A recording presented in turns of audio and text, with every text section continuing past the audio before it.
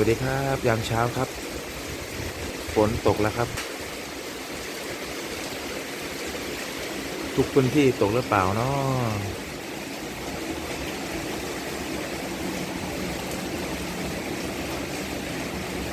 บรรยากาศ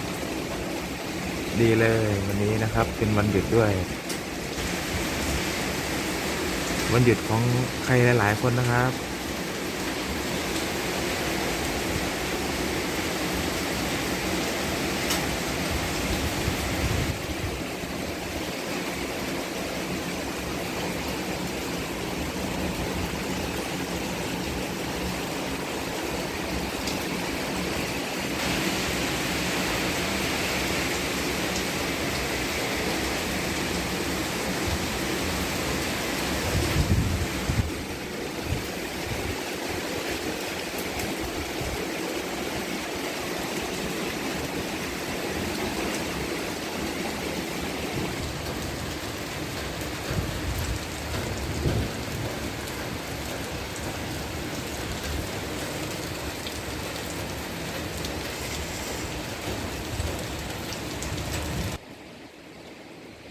รักษา